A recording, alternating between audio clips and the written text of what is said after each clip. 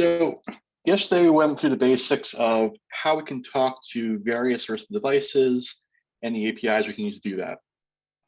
Obviously, one of the things you probably noticed in the labs is that while it can do this, there is a fair amount of work to do that. So today we're going to start talking about Ansible and how that helps us reduce the amount of work we do for automation, which is already a step down from the work we have to do for manual work on these devices. So we're going to go through a number of things here. We're going to start with going through the mechanics of Ansible and how it actually functions. From there, we're going to go into what a collection is and talk about the Arista EOS and CVP collections. From there, we then have 3 labs you guys do around Ansible. There's going to be a little less slides today, a little more lab time, just because these labs will take a little longer, because you'll be working with more complexity and Ansible, which pretty much everyone has not seen before. So let's talk about Ansible. Ansible has been around for about a decade now. It sits in the same space as tools like Puppet, Chef, and Salt, if you ever use those. In general, what it is a way that we can do automated provisioning of systems, started with servers, now it can do networking as well, in a way that has a domain-specific language, a DSL, that makes it easier to accomplish that than just writing pure code. As of today, Ansible is now a Red Hat supported product, like a number of other initiatives in the Linux space. And there's 2 packages which we refer to. There's the Ansible Community package and Ansible Core package. Ansible Core is basically just what you need to do development, more or less. It does not include some additional binaries to do linting and inventory validation you would see in the community package. In our docs for our collections, we'll call for both, but you may see in a while customers using one or the other. One of the key concepts too we have to talk about when discussing Ansible is the idea of item potency. This is also something that Puppet emphasizes a lot. Chef and Salt, not quite as much. The concept of item potency is that we can rerun our actions on our target devices multiple times, and it will not cause detrimental effects by doing so. An item-potent operation, if it's applied multiple times, should have the same outcome. That differs from, let's say, an imperative operation where I might say, okay, to bring this interface up, I'm always going to start by putting it down and bring it back up. I can cause a flap. Item-potent operations mathematically won't do something like that. And to accomplish that in practice, typically what we'll see is an item-potent tool will do something like read the state of a remote device before even taking action. And we'll use that current state to determine how it should adjust to the desired state. So, like I mentioned, Ansible started out with a big server focus. That'll become clear once you go into how it works, but effectively for a long time, Ansible was not suitable for use network devices because network devices did not have the capability to support how Ansible worked. With recent changes both to how Ansible functions and advances in how network devices expose facilities to network operators, that's no longer the case. In general, you'll see Ansible used for tasks like application deployment, config management, and orchestration. On the server side, that can be things like deploying packages, verifying that your servers all have the same target releases of a yum or a deb package. That can be making sure that all of your web servers have the same nginx config file.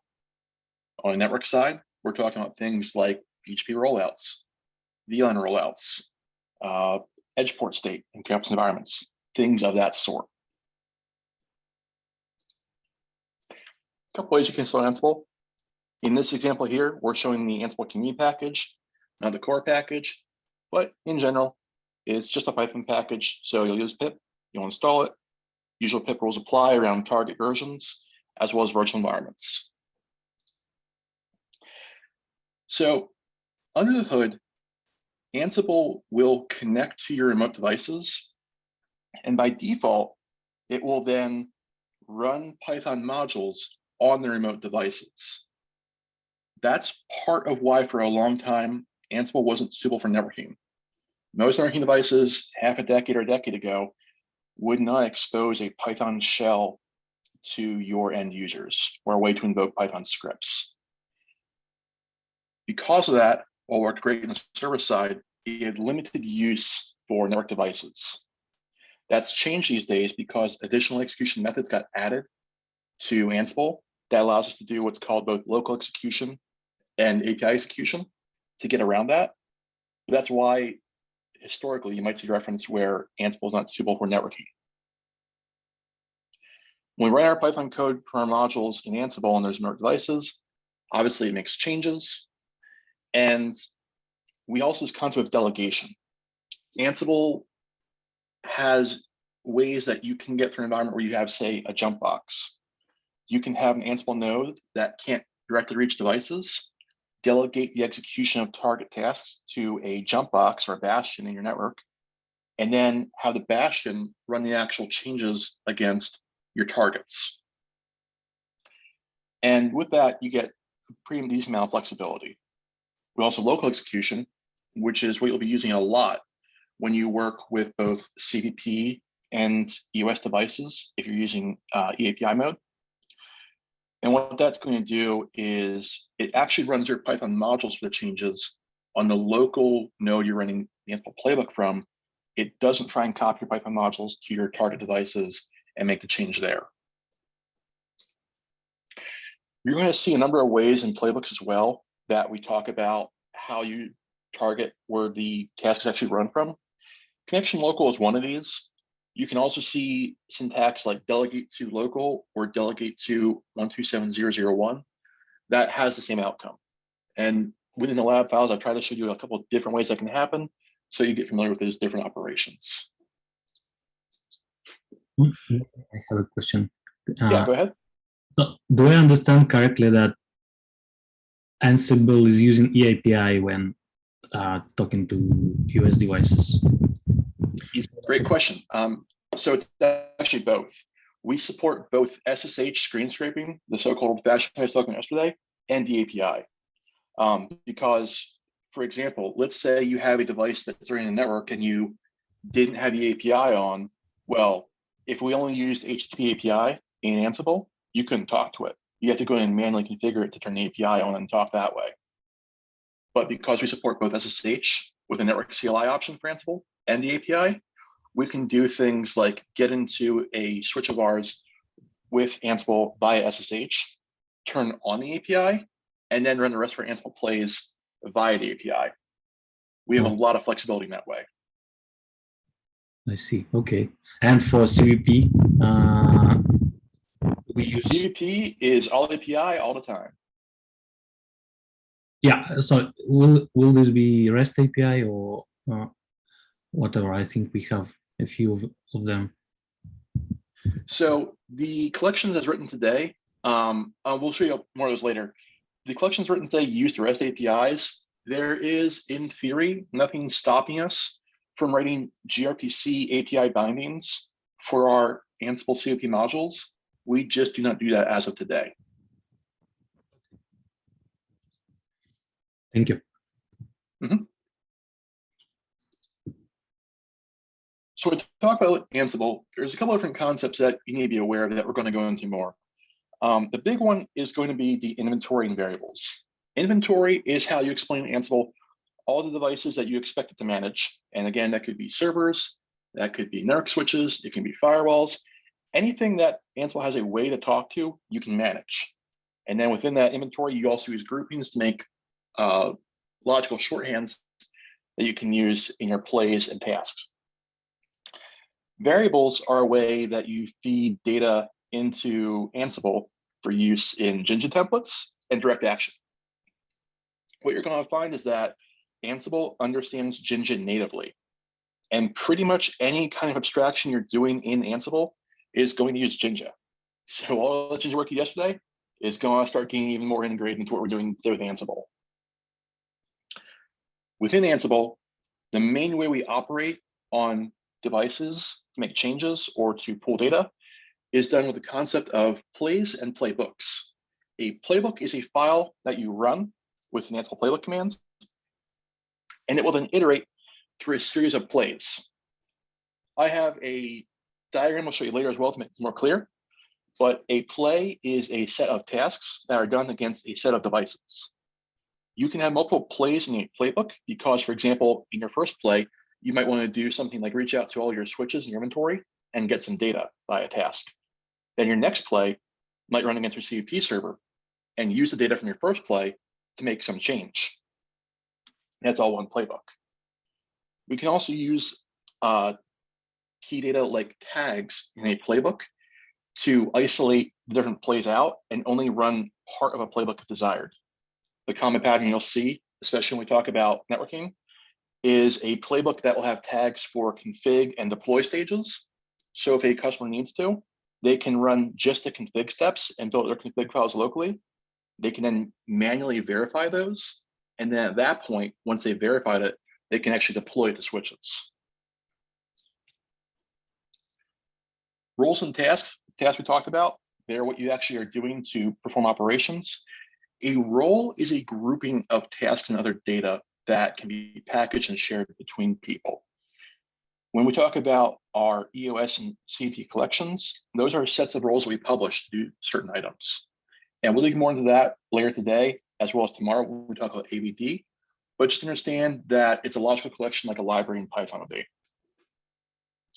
Finally, Ansible modules and plugins are how Ansible actually will talk to interact with components. In general, you're going to see modules used for remote execution. Plugins are for local execution, but they're doing the same thing. They define a way that Ansible can talk to the device, translate what it's getting from the user in a playbook out to device needs, and translate what the device gives it back into user output. So depending on who you're talking to, a module could tell Ansible how to use a device's REST API.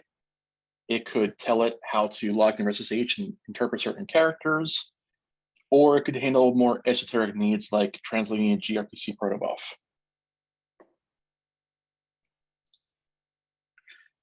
Ansible inventory files come in two different forms.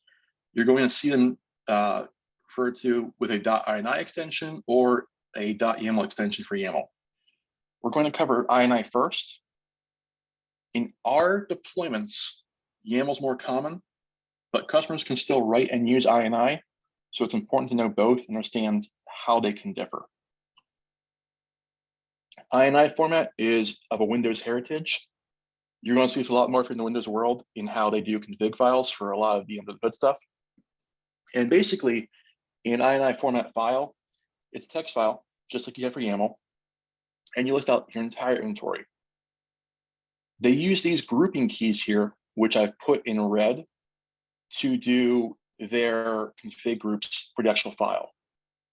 If you were to read this file from the top down, what this is saying is that for my all group, there are child groups of spine and leaf. Within my spine group, I have two hosts, DC1 spine01 and DC1 spine02, and respectively, those can be reached at 192.168.0.1 and 192.168.0.2. My leaf group has children groups as well of rack 1 and 2. And as you can see here, I then have two switches in each of those groups. So the leaf group total has 4 switches. I can also have a device be a part of multiple groups.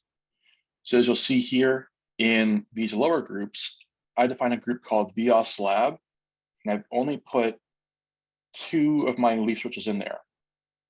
Meanwhile, for my DC1 tenant networks group, I have all 4 of these leafs.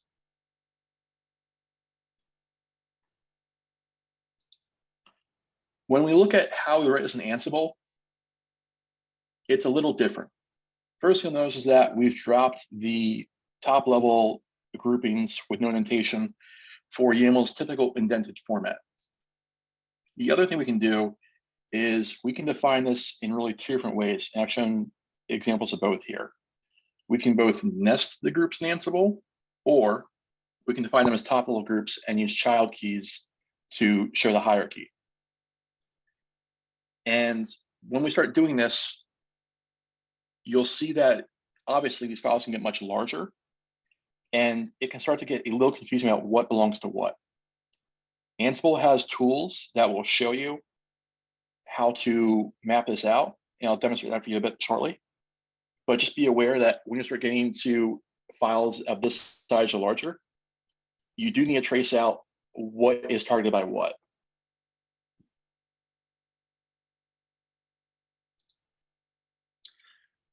So again, we compare YAML and INI. You can see YAML is a little visually easier to see what might be nested where. INI is a little more compact. Like I mentioned, we have tools that will allow you to dump the graph that Ansible builds based on your inventory file to see what devices belong to what targeting groups. So as you can see here, I fed this INI file into Ansible, and I'm using this Ansible inventory commands.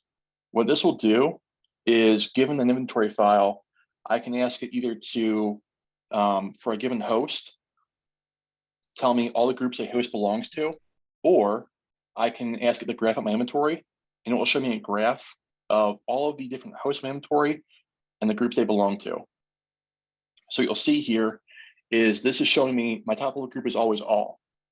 Beneath that, I have these sub-targeting groups. For the leaf group, I can either hit rack 1 or 2, or if I hit leaf, I'll get all 4 of these hosts. If I hit the VOS group, they'll give me these 2 currently. DC10 networks, those 4. Spine, these 2. And finally, ungrouped is again a special group. If I don't have something grouped, it'll show up there.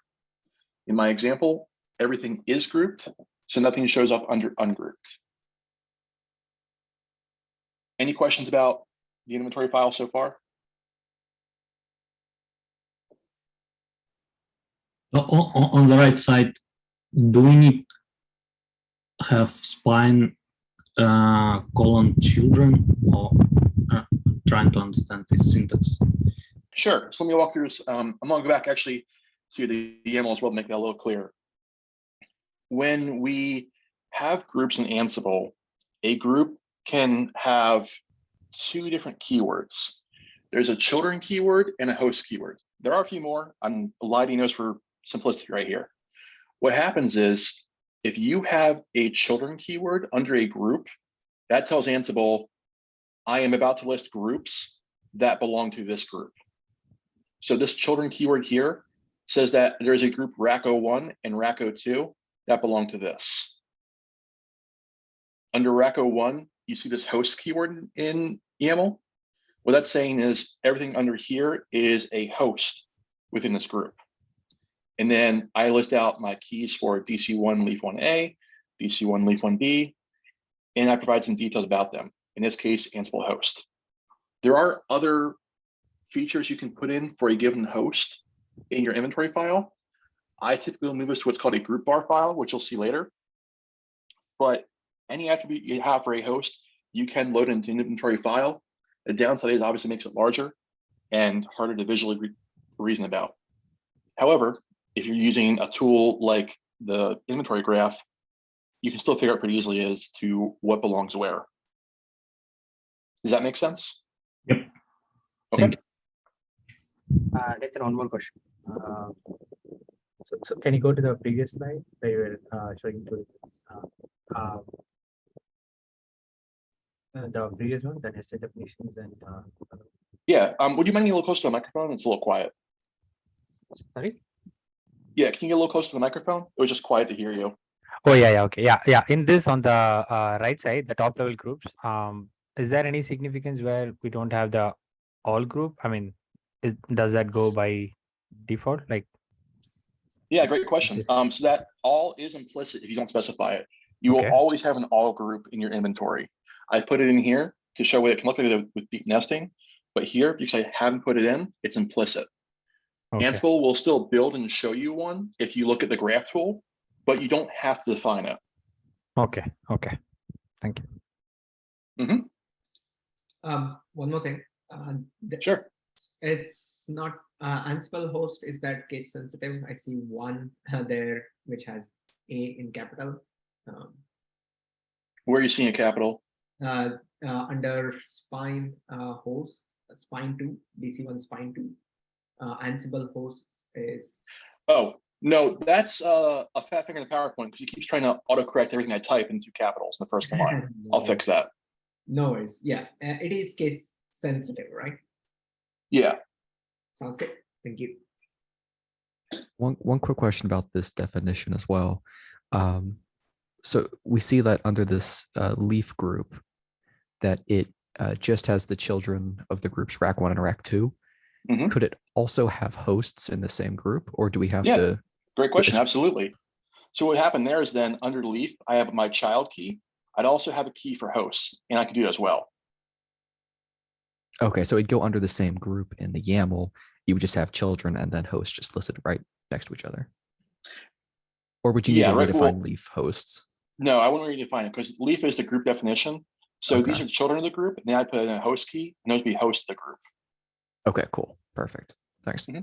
Yeah, I might add an example as well just to show for later presentations. Make a note of that.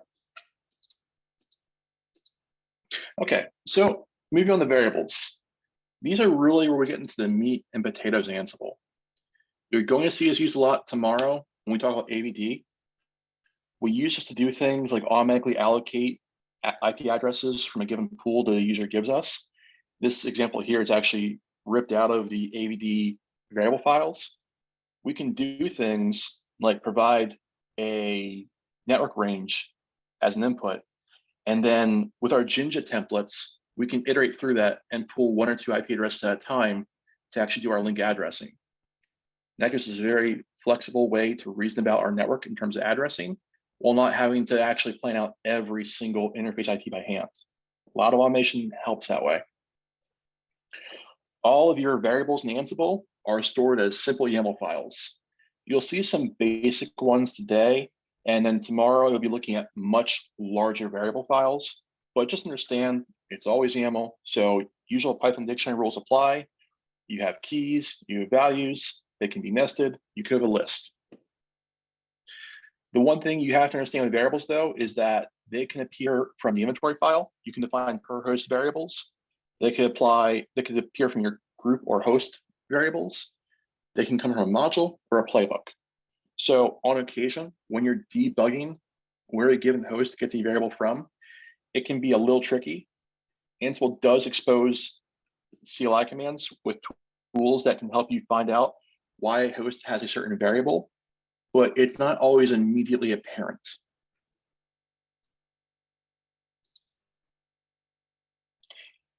Like we talked about, variables come from a lot of places. When you are using those host and group groupings in your inventory file, that gets used implicitly by Ansible in a little bit of magic it does to load variables in.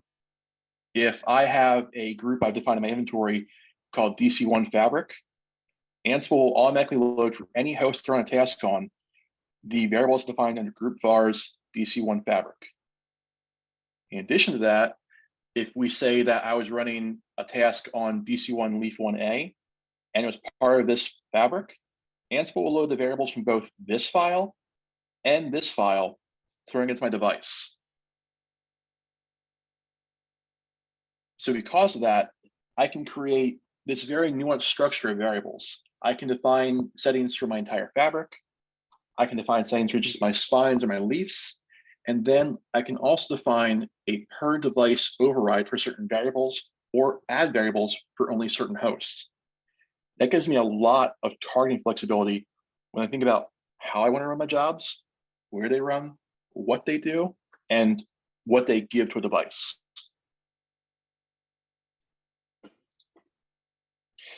Is Diving deeper into, go ahead. oh sorry. Is the specificity for the Ansible variables like just the most specific wins? So if like, we redefine variable A in DC Fabric, and then we say, all right, well, variable A in DC Leaf 1 is something else. What is Ansible going to do when it has to deal with that? So if I've redefined the same variable multiple times, let's say I have it as a default variable in my defaults main YAML, and then I define it in group vars, and then I define host vars will win. Yes, there's most specific scoping. Similar to Python rules there. If I don't redefine it, then obviously it just takes from its outermost. Got it. Okay. Perfect. Thank you. Jumping into tasks, a task is the basic unit of how Ansible operates. Every play in your playbook will have one or more tasks. A task is going to call an Ansible module, which, as you may remember from the previous slides, is a way that Ansible will talk to a device and act on it, and it's going to do a certain action. Each task can have a name. I strongly encourage you to have a name for your task. If you don't have it, a task will still run, but you won't see information in your console when it's running about what task it is, and it makes debugging very difficult. It's always best practice when you're writing tasks and plays in Ansible to name them. That makes things a lot easier when you have to go back and see, okay, my playbook failed, where did it fail and why? Task name helps a lot with that. In addition to that, names are helpful for when you give someone else your playbook, so they don't have to read the entire thing and go, okay, well, why are you calling this module? What is this doing? They can see, oh, this is the task that deploys the apple to the switches, or this is the task that verifies that BGP is turned on, things of that nature. So this is that diagram I promised you earlier about what it actually looks like when we talk about a playbook and plays within that, as well as tasks within a play. Your overall file that you'll run with Ansible at any given time is called your playbook. And this is just bog standard YAML. You'll see in here, though, we'll do some different interpolation. Your top level keys in your Ansible playbook YAML file are going to be YAML lists. So I've listed two different things here. First one is going to be a play that here is called build testing topology using dev containers. My targeting for this play is on my CVP hosts. Now, this could be either a group or a host. You'd have to look at your inventory to determine what it is. But this is effectively your target that this play will run on. Anything not in this group will not have this task run against it, or this group of tasks. We're then saying here, this is connection local. So don't try to connect to the device and run Python on it locally, make changes, run the actions until you run locally on the node where I've run my playbook and have it call out. Good indication files using API. From there, we get to gather facts. Facts are a thing about Ansible we'll dive into in a little bit. For purposes of this, just know that we do not use the built-in Ansible facts module in our work. So you'll always see us turn facts off and gather on our own with our own modules. Finally, for this play, we didn't have our list of tasks running. Here, we're running two different tasks in this play. The first one, we go and we collect the facts from our device, and we're using the CV facts module to do so. And we save the return output from this as a facts variable, which we can use in later tasks and plays. The second task in this play is to then go in and we're going to load our configurates into CVP here. This is going to use a CVP configurate module. We call it CV configurate, now CV configurate v3 in the latest release. And we're loading some data into this module, which the module will use when it runs against our target. And then finally, we register the output of that as well. As you can see here with these curly brackets, this is Jinja. We're using Jinja for interpolation right in the playbook. So all that Jinja worked from yesterday is going to become very useful immediately when you start working with this. This is one play. We also have our second play. Second play here then targets a DC1 fabric. This is obviously a group. So every switch in this group would have this play run against it. We're doing it locally, and we are doing actions for local config generation and API. What you'll see here is that we're saying for this play, import these collections. My first task, we're going to generate the variables we need for this using this EOS L3 LS EVP and role, and the role is a grouping of tasks we give. And after that, we'll use the data generated from this task to create CLI configs in this task. Obviously, there's a lot of stacking and layering we can do here, but if you just remember or look at this diagram of tasks, play, and playbook, you can understand how it works together. Questions on this? I know this is a dense concept to go through. Is there any reason to not use connection local? Yeah, we'll go through in the lab as well. If you need to connect to a device via SSH and do actions there, connection local is not suitable, because if you did that, you would SSH to yourself, and that won't really accomplish anything. So for devices where you need SSH, and this is typically going to be when you have to like turn on the API for network switches, or if you're working on servers, that won't use connection local. This goes back again to the beginning of how Ansible worked. It was originally written for servers. So in those scenarios, you would SSH to it, meaning no connection local, and you would do things like copy files to them, copy packages, copy config files, and then you'd run local scripts in them to configure them as needed.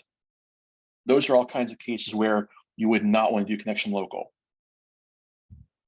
Okay. I was also playing with Ansible a bit before, and I noticed that default inventory file is not created when we use pip for installing Ansible. It's only created when we use YAML apt-get. Do you know something like this? Yes. So that is because of how pip works. It doesn't have permissions there. In most distros, they won't allow that. Obviously, when you use yum or apt-get, those install scripts have the ability to write to those directories. What you'll see in the labs today, and typically whenever I write Ansible, I always create an explicit inventory file that is not in a default location, and then we use a config file to make that the default instead. You'll see that when we get to the labs, and we'll talk more about that. But just understand that in general, it's best if you can scope your inventory file to your local environment, just because then if you're doing, let's say, virtual environments for different fabrics or something of that sort, keeping those inventories isolated and not commingled gives you better reasoning about what the outcome of a play will be. Okay. Thank you. Yep. So, Ansible roles. We've talked about these before. These are a packaging concept that get packaged inside of larger containers called collections.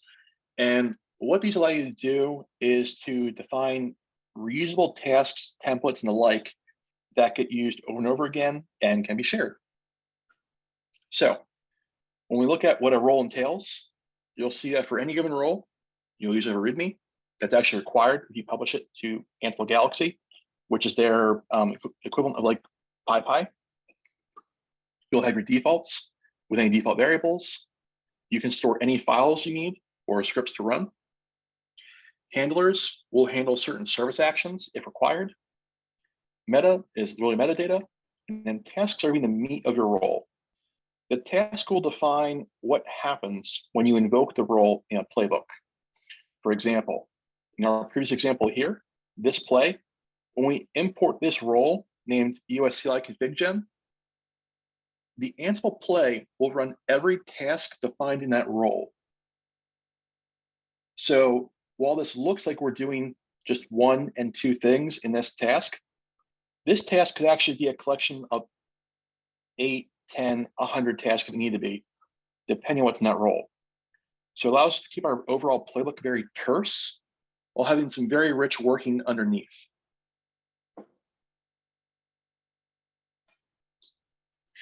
In addition to our tasks and variables, we can also define templates for use in tasks in a given role as well and package those. What you'll also see in a role, we won't worry about for purpose of our work here, is a test directory. And that is actually how you validate that a set of task and role performance is expected. Again, required if you want to publish to Ansible Galaxy and share your work with others so they can reuse what you've done. If you do work on a collection or a role, you use Ansible Galaxy init commands, and it will skeleton out this directory for you. And then you actually make what you need to make your changes to the files to achieve your outcome. We've talked about modules before. Modules are how you tell Ansible how to talk to your target device. With the number of devices out there, let's say you release a new product, you've got some new fancy way you want to do things. To get Ansible to work with it, it's as simple as writing a new module that explains to it how to map its operations to your given device. And if you look at the Ansible network modules list here, I've linked this. This actually will show you everything you can talk to. I'm going to jump out of the slides here just to show you because it's a lot larger than you probably think. As of today, Ansible can talk to basically anything that A10 makes, any of the Cisco ACI work, Aruba, Cisco ASAs, Checkpoint, there's a lot. In general, if you need to talk to something, there's likely an Ansible module for it. And if there isn't, you can write one.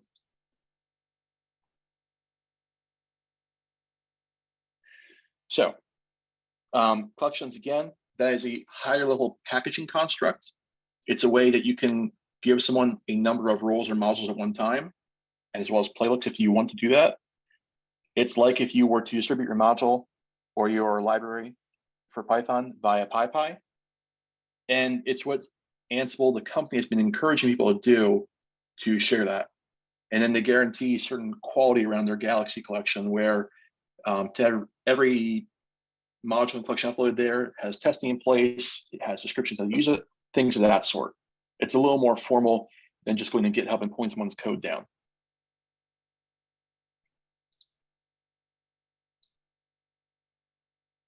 Core modules. These are things that are always available to you in Ansible, and they will do certain actions. You'll see these used in the labs. They're used quite a bit. And then, of course, if it's not core, we can pull in code someone's written, use that module as well. A big one is going to be template. We use template all the time. It can be used to do things like build switch configs. It can be used to define fabric designs. It can do things like your BGP configs if you want to get crazy route maps and things like that. There's a lot of flexibility. If you can write it in Jinja, you can template it in Ansible using that. And like we said before, Ansible understands Jinja natively, so it's quite simple. You won't have to write any of the code you did yesterday as far as using a Jinja environment loader or anything of that sort. You just give it a template file, you get your variables, and off it goes. File is another one you'll see used a lot. We use that to verify that certain directories or files either on your local or remote system exist before you proceed.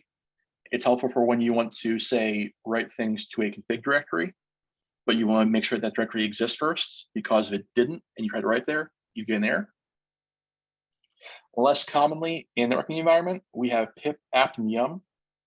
You would see these used more in a server world or in a combined playbook, let's say, where a customer configures their network and then their servers. These obviously will control the use of your various package managers in your system to install various packages.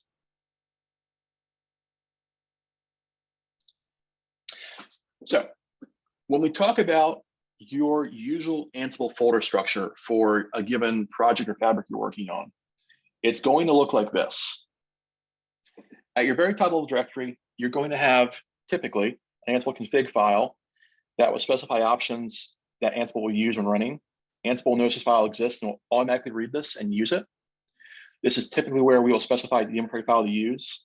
And this is why, Anton, when you asked earlier about the Etsy inventory file, we don't really care, because typically we'll specify, yeah, ignore that, use my local inventory file anyways. Your inventory file will also be located here, or you can put it in a nested directory, though it's less common. That'll have your definitions for your devices and groups that you plan to manage. You will have two different directories optionally called host vars and group vars. And what these do, as we talked about earlier, is they'll hold your variables for an inventory group or for a host. And then finally, you'll have your playbooks. And those we discussed earlier, you'll see them again. Those are always going to be a YAML file that has a collection of plays and tasks in the play to run.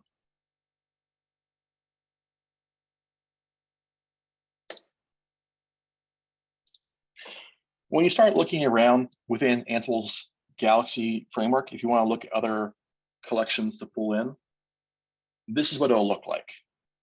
Like we said, collections are groupings of playbooks, roles, and modules, and we have a number of them released currently. As you'll notice here, not every Arista collection was written by us. Some random Adam guy here wrote this.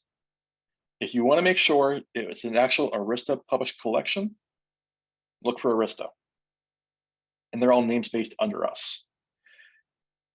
Ansible does provide built-in modules for EOS devices, but they don't work quite right. They're for older code. They have some issues with newer code. So we always tell people when they have problems, you should be using the arista.eos collection. And we override their modules with code that works better for our devices. Installation process is fairly simple. Again, Ansible Galaxy command, but now instead of init, you're using collection, tell it to install, and then you give it the actual collection name. So if you want to install Arista.eos collection, you would do Ansible Galaxy, collection install, Arista.eos. Sorry, I missed that. What is Ansible Galaxy exactly? Is this our repository of Ansible collections? Yeah, so Ansible Galaxy is their first-party storage for Ansible collections. It's like PyPy, the Python package manager index, in that it's the official place you go to pull things down and use them. Oh, okay. You don't have to pull collections from here, and you'll see examples of where, for example, we can pull our collections from GitHub, but if it's not the official way, it's not endorsed as such, and there can be additional risk installed, or sorry, not installed, additional risk in it. If you're pulling random people's code down from GitHub and you aren't checking it yourself to use an Ansible, it could, in theory, do nasty things like steal your credentials or stuff like that. Whereas if a collection is on Ansible Galaxy, they do some basic sanity checking against to make sure it won't do any of that. They verify it has documentation, it has testing, things of that sort. So in Galaxy, we only have like validated collections. Validated is an interesting word, right? Because like we have Adam's collection here, and he's not part of Arista. He can't validate for us, but it's passed their checks basically. Ansible has validated it. It doesn't mean that we validated it. Okay. Thank you. So let's talk about actually using Ansible now and what that can look like. One of those basic things you'll see people do in Ansible, especially when we're asking them to verify that their inventory is good, is using what's called Ansible ping. This is not an ICMP ping. What this is a built-in Ansible module called ping that will connect to a device, verify it can actually get in and run Python, and then it will return a Pong message. So for any given inventory you have, if you were to go in this case here, I'm saying Ansible, only the playbook, run against my all group, so all devices, use the ping module, it will go through to every device I have defined in my inventory. It'll try and run an Ansible ping. So it logs in, verifies it can actually get to a Python interpreter, and if so, it returns Pong. So ping pong, ping pong, ping pong. I know my devices are reachable, and I can actually work with them.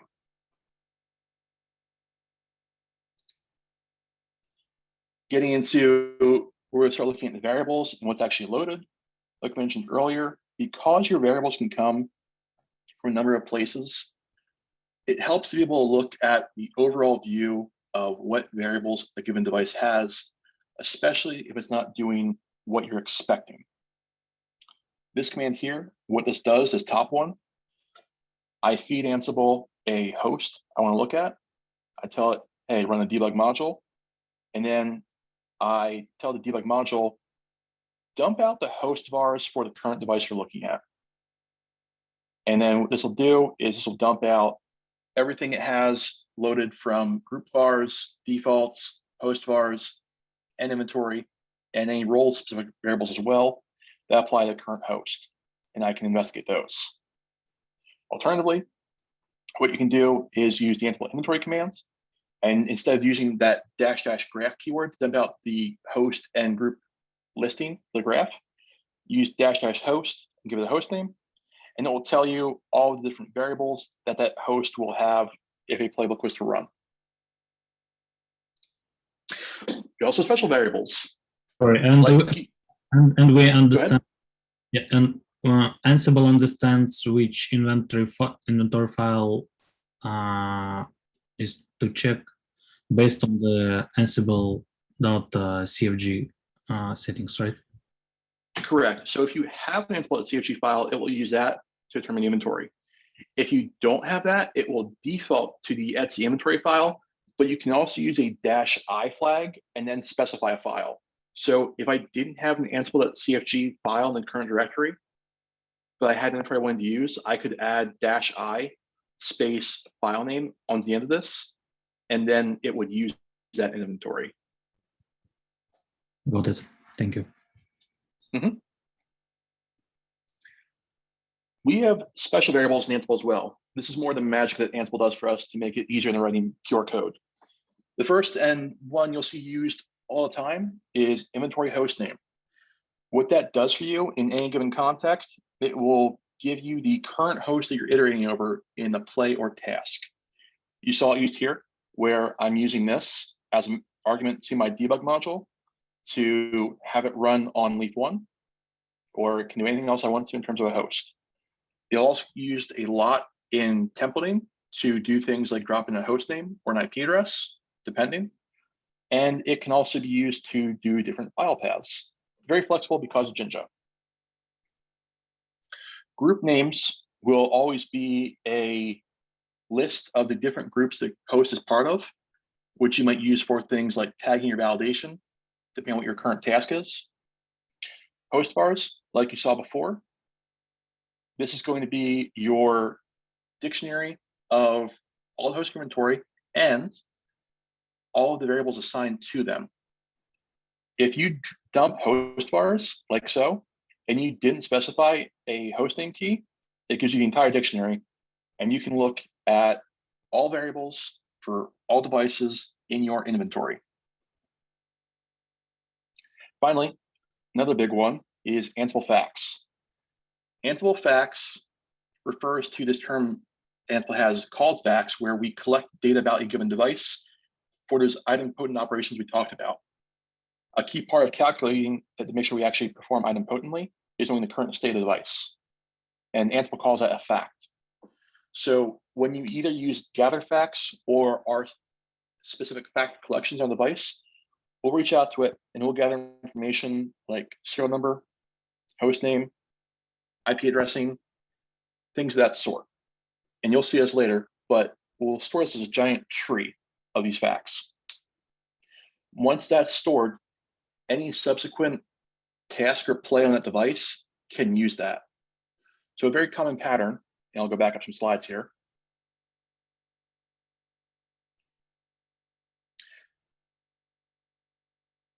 A common pattern when you're doing a play is you'll start by gathering facts. In this case here, our first task gathers facts from CUP, and that's gonna be things like images available, container hierarchy, devices in use, config what's available, and we'll store those. And then in later plays, we can then load them in like this, where we're using the Ansible facts to map them back to CUP facts for use by a module.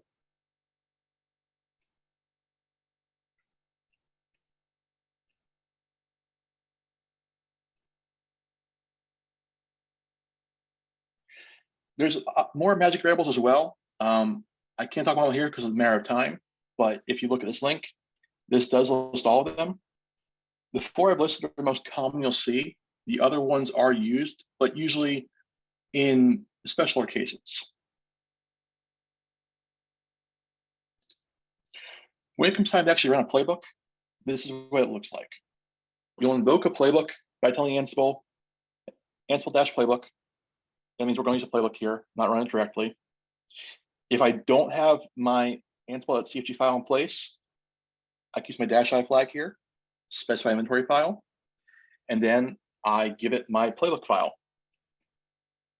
At that time, then we start talking to our devices.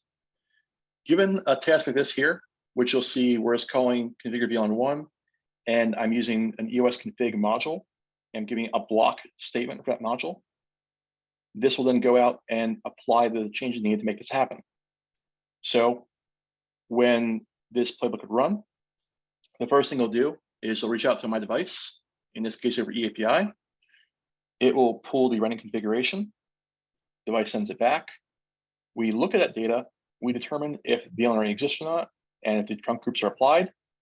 If they are, we do nothing. If they aren't, we then emit commands with our module to make this state reflect what we want. So in this case here, we see that we don't have the VLAN in place. We don't have the names of trunk groups applied. So we send back these commands or API, switch runs them, it's done.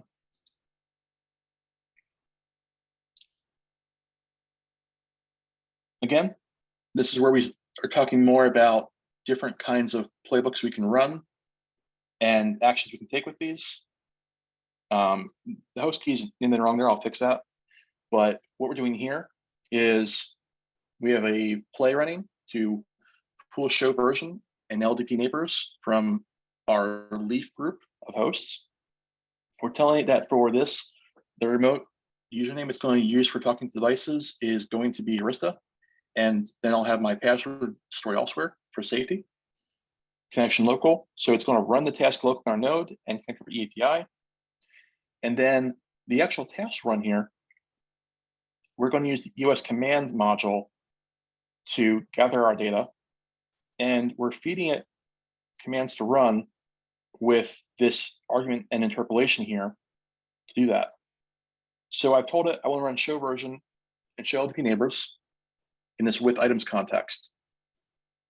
That's some Ansible keywording that will then feed that into this args block here, where my Jinja syntax for item gets replaced with these commands. And then I run that, I get my output, I store it as EOS command output. And my next step here with my debug, I actually dump out the output I gathered here. With that with items real quick, does it act like a for loop in which it'll execute the EOS command module several times with arg show version, then with show LTP neighbors, or does it just show them all in the same command, the same call of that module? The behavior with items can change based on which module you use. Typically, okay. what will happen is it'll slam them into one execution of the module. You can find modules that will run multiple times based on with items. Okay. And I assume the item is a predefined keyword with items uses. Yeah, if you recall yesterday the labs we did, how I have that usual syntax of something like for device and devices.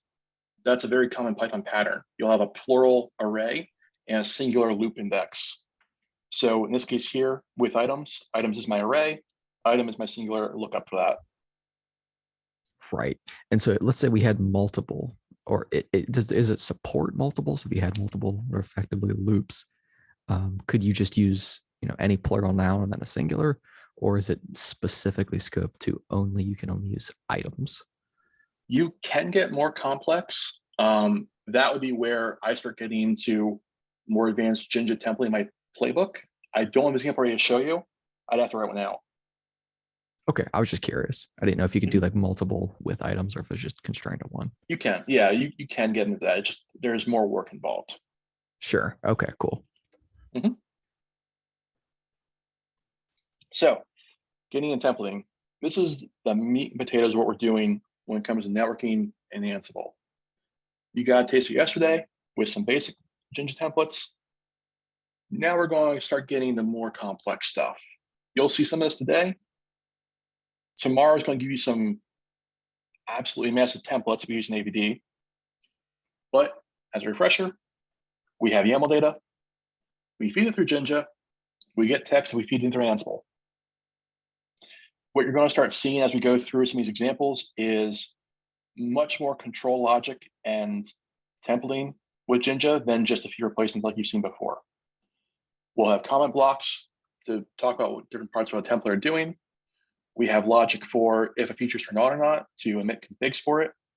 If a switch doesn't have a feature turned on, we won't emit the config. And then, of course, we have our nested objects, where in this case, if we have spanning tree, we'll then put the node here. We'll put our IDs if we need them, and we'll put priority. So we start getting a very intricate logic to make overall configs really simple. You might spend some time up front writing a template that can work across a variety of use cases. But then as you expand your fabric from 6 switches to 20 switches or 20 to 100, your deployment time and your subsequent design don't take that much longer.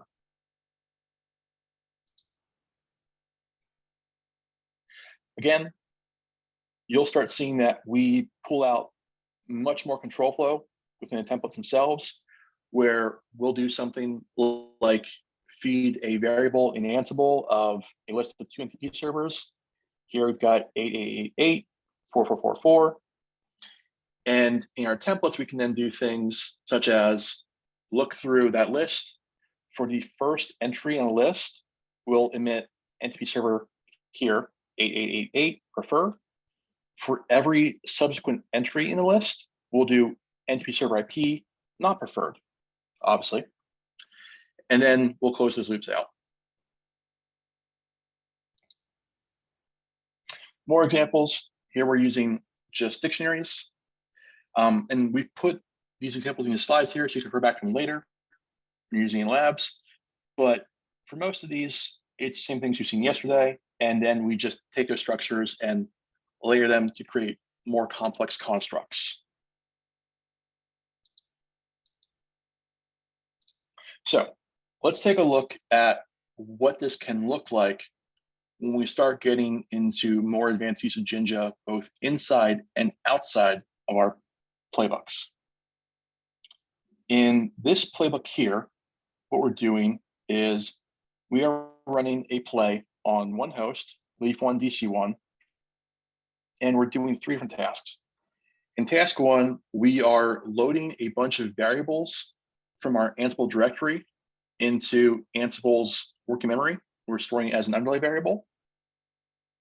In our second task, we are dumping out part of that data structure to validate and to show it on the CLI. And then the third part, we're using our template module to load a template, use the variables we defined here, and then dump out a config, which we can later load into a switch. So if you're looking at my Jinja configs here, you might notice I have some new additional syntax. Namely, I've got these lookup functions.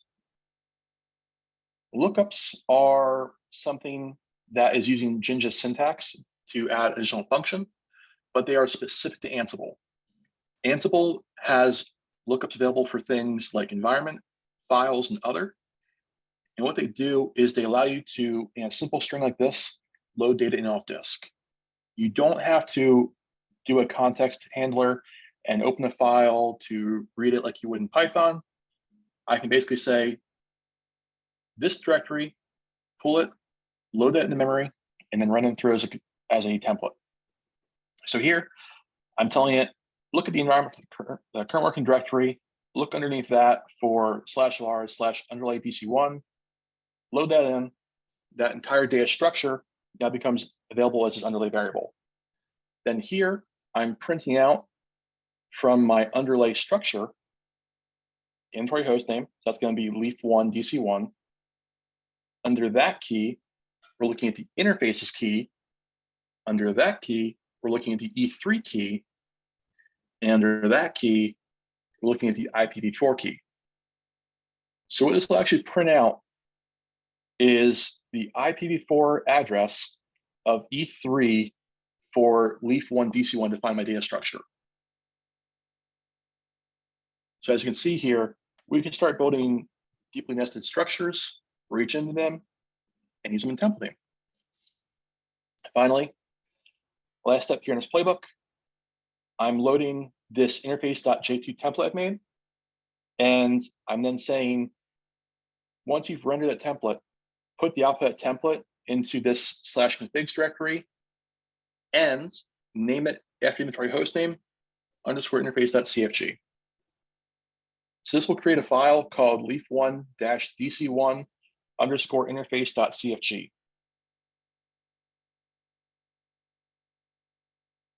Questions on how we're doing templating? So with this syntax, env pwd, does it mean that this playbook should be executed from the right directory where we have that underlay dc1.yaml? Because if I understand this path is populated automatically based on your. Correct. Yeah, you're right. So this is another example of things that you can do that could end up differently than you think they are. If you run this from a different directory than where the playbooks of the files are, it would break and your playbook would yell at you. What you're going to see in the labs is that we are using lookup. We're using a different kind of lookup. It's what's called a file lookup, not env. And let me, here, I'll show some different examples of what lookups are available. 1 second here. But based on a given lookup, different operations will happen. So let me give you these.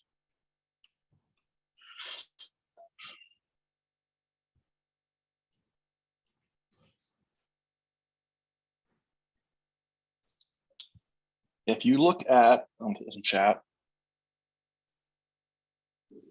Where'd that go? If you look at this here, I'll pull up on screen. This defines the Ansible lookup collection. Like it says, these allow you to pull data in from other systems. This is how you'll pull data in from IPAM, database, local file, anything you want to be used in a playbook. So let's say you have a IPAM system in your environment and you want to load data for a given DC. You might use a DB lookup plugin to do that. We're using, in these examples, the end and file plugins. Other plugins exist.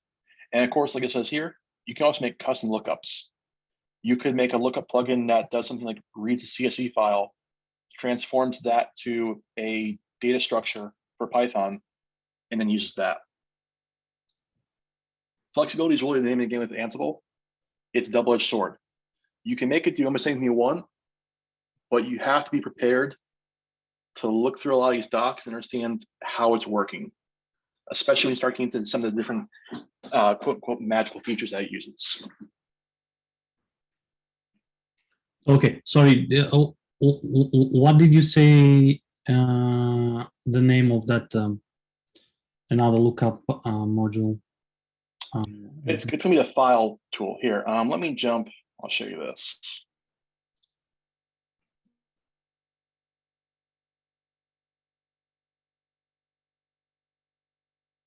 One second.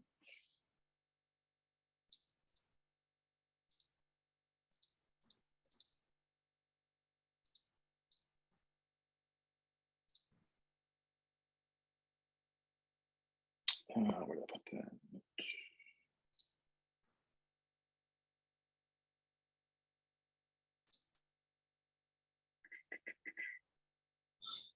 One second.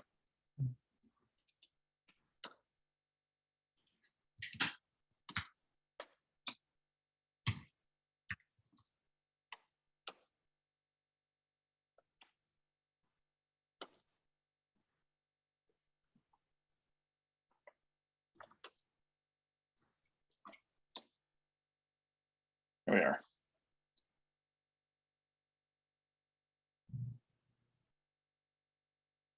Oh, it's lookup. Yep, 1 second. So I'll show this. Hits with here. So this is going to be hard lab files you'll see later. But one of the things we're doing here is we're loading data from disk into variables. So in this part here, for this given play, I have a vars collection. This is going to be variables are only available within this play. And one of the variables I'm defining is called configlets. And that is going to be a dictionary of variables and I have a variable called MOTD underscore banner. And the value of that is what you get when you look up this file on disk and you load it. So all the text in this file becomes a giant string assigned to this variable. Cool, thank you.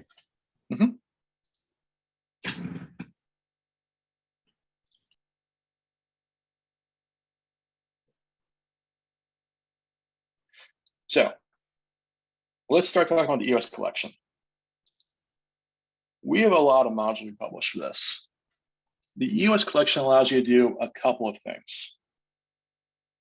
A few things you're going to see that we use a lot are what's called the EOS config module, where you can dump in arbitrary config stanzas and load them into a switch or tear them out if you want to, as well as the EOS facts module, which collects data from a switch about various operations. It has IP addressing, serial numbers, things like that. We also have modules for a pretty wide variety of features in the box. These modules help you if you want to do additional templating on features or not write the configs directly. For example, if you're using the EOS banner module, you can do something like just give it what kind of banner you want to do and the actual banner message, and it will then template out for you what the on-box config looks like. It will look at the box, see if it needs to change a banner, change it if needed. So when we talk about using our collections and modules, something you're going to spend a lot of time doing is actually reading the docs for Ansible. Like we mentioned, anything published in Ansible Galaxy has to have decent documentation because of this kind of thing. Ansible, the company, realized early on that if people have to read source code for every module they use to understand what it's doing, it's going to hurt adoption. So they require good documentation. And if we look at that, what you're going to see is something like this. For any given collection, you'll have a list of modules. When you jump into a given module, it will then tell you various things about it.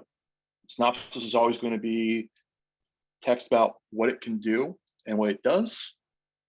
Parameters are different kinds of arguments that you can feed to the module in a playbook and what they will do.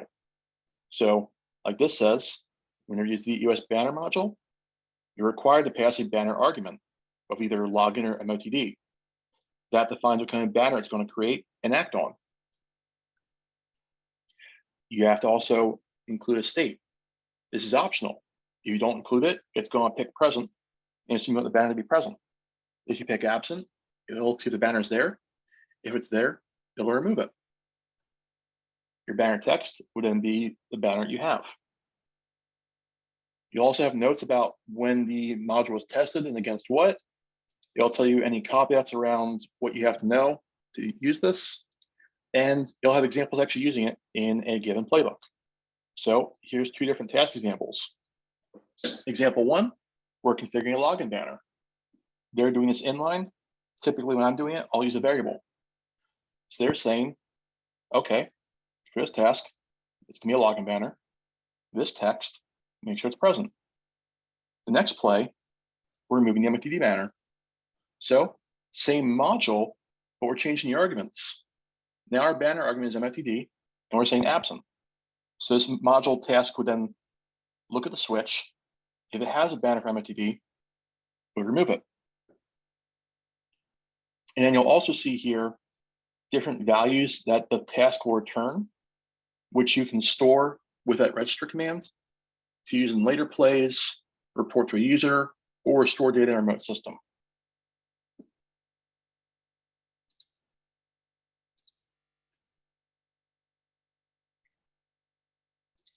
Like we talked about, all these modules have different documentation, and that allows you to dig through those. Part of the lab today is going to be exploring this documentation to figure out which module in the collection you have to use to do certain operations. Shouldn't be too bad. Most of these modules, you get a paragraph or so, you have information to actually use them. CVP. Our CVP collection is a little more complex because of how it interacts with Ansible. Typically, when we're using Ansible CVP, we're doing all the configuration builds and configlet pushes to CVP within Ansible. CVP is not really doing any configlet builders. It's not doing any kind of device abstraction. We're just taking what Ansible's given it, applying it to devices, and doing the orchestration. So typically, not always, if a customer is using Ansible as CVP, you'll see they're using one configlet per device. There's various cases where they won't do that, but it's a very common pattern you'll see. What will happen is, within their Ansible pipeline, in previous tasks, they'll get data from devices and other systems. They'll build out their configs and configulets. They'll then push at the CVP with the Ansible task, which generates a task on CVP. And then they'll either execute the task from the Ansible playbook, or they'll generate a change control manually in CVP to do that. With that kind of setup, what CVP is responsible for is showing users a diff between their current and target configuration if the user is doing the manual CC process. CVP will handle pushing out the US images and extensions if the Ansible playbook has any changes to the image bundle in place. It actually does the pushes, of course, as well with our eAPI over gRPC channel in most cases. We still do monitoring, and we still do ZTP via CVP. I talk about both a manual and automatic task flow with Ansible and CVP because the Ansible collection for CVP can both create and execute tasks automatically, but it's a very simplistic form. It will only create a change control in parallel and fire your tasks off if you do it from Ansible directly. We have not extended the collection to do more sophisticated change controls. So for customers who have more sophisticated change control needs, like doing all the A side devices first and the B side, or doing A side, doing validation actions, doing B side, and things of that sort, they'll still create task and configurations with Ansible, but then they'll actually do the change control deployment from CVP manually in the GUI still. So we've supported Ansible and CVP for some time now. What you're going to see referred to in some older docs is a set of modules that are just something like CVFAC, CVConfiglet, without a v3. We had a significant rewrite of these modules from v1 and implicitly v2 to v3. At this time, on current CloudVision code, we really don't recommend using the v1 and v2 modules. They really should be on v3, but it's an explicit change. Then obviously for these modules, these are doing different parts of CloudVision. We're going to go into part of this today. I know that some of you may not have really seen CloudVision before, so we're going to try and keep it fairly high level, but just understand that this collection, for example, CVConfiglet, this module will handle doing the REST API calls to CloudVision to load configurets, verify they exist, and do various mappings. Same for containers and devices, they'll affect their respective nouns. And this is where you can kind of see how much value Ansible can bring to the table. With EOS, you have a JSON RPC. You can fire off a fairly large blob in one API call, and it's done, because how it works. But for something like CloudVision, where it's a REST API, and you're doing quite a number of API calls to perform your operations, this module under the hood, depending on what you tell it to do, it might fire off several hundred API calls on your behalf. And that's code that you as a user aren't writing. And that's where these Ansible modules really start to show how they help with abstraction.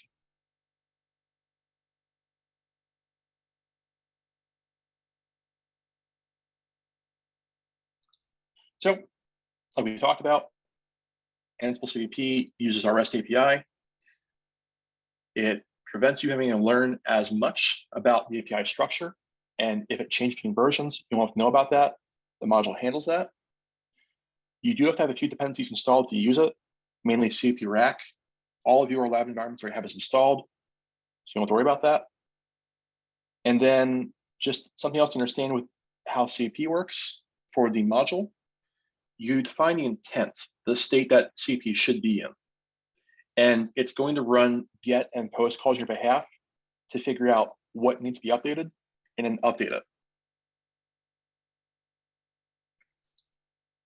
This is also a good time to explain that we do have a CLI command to show you documentation on any given module. I showed you the web version of that documentation earlier, but this is what it looks like when you use the CLI documentation. The Ansible-doc command with a given fully qualified collection name, FQCM, so you'll see Ansible docs, will then dump the documentation bundled for that collection or module. So as you can see here, what we're saying in this is that this is my directory and where I've installed my collections. And then under the Ansible official collections, here's the path, CP. This is the actual file that's going to run. This shows me my options of what I need and what's used, as well as some data around who the author was and metadata and such. As you can see here, obviously, our AS team in EMEA wrote the Cloud Vision module. And you're going to see for a lot of our stuff that our modules are built and contributed as needed by different engineers. And of course, if you don't like reading text on a console, you're always free to look at the web documentation. They're roughly one-to-one. Main thing with web documentation is you're going to have a little more coloring and hyperlinks.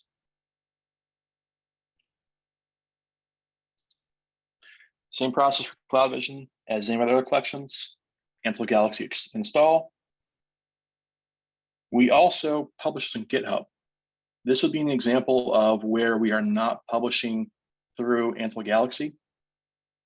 The reason for this is that sometimes we make breaking changes or massive updates to our CP collection that takes some time to get through Ansible approval and be published on Galaxy. In the meantime, people can pull from GitHub. I've had cases before where customers have used our development branch of our CP module to do actions because they need a bug fix, for example, in the code for Ansible. And they'll do things like that way. We're not going to cover how that works because there is some complexity and breakages that can occur there, but just understand that you don't have to pull in a module or collection from Ansible Galaxy.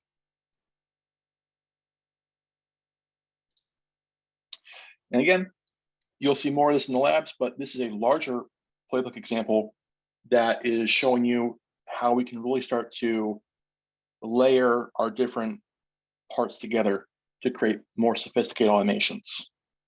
In this here, I have a single play. We go through, I'm loading some configs for devices from a file, and I'm loading into these variable keywords here. I'm also specifying a hierarchy for some containers, and I'm listing out some mappings for what devices should be in what containers and what configlets they should attach to them. And once all these variables are in place, I then go through, I have a task to build up my containers on Cloud Vision by Ansible, and then a task to put my devices in the right containers and to attach the device level configlets that I want. So as promised, today is going to be a little more lab time than yesterday. You're going to have about 2 hours here for this. As usual, if you need it, answers to the labs are in their separate Git branch. Lab 5 is going to be a fairly simple one. We're going to have you play around with using Ansible inventory and group var files to see how those work. You're going to be using that basic Ansible ping module I showed you to verify you can talk to device topology. And you're going to play around with what's called group targeting, using the inventory groups to target just a subset of them. You'll also pull some basic commands with Ansible and save those outputs to a file. Lab 6, you're going to be using the EOS collection to build custom banners for each device based on certain attributes about itself. You'll also verify certain features. This last one here about device addressing, I've struck off for time reasons, so I'll fix that. And lab 7, we are going to be doing CVP modifications via the CVP collection. You're going to map new configlets into the system, assign those to devices, and then push them. And I'll put the repository link in the chat here, 1 second. And then we're good to get started on that. Same as yesterday, we'll stay on chat here. I can help out with any questions you have. And then once your labs are complete, feel free to drop off for the day. So this is going to be today's repository. You can clone into your system. And does anyone have any other questions about the slides before we jump to the lab portion?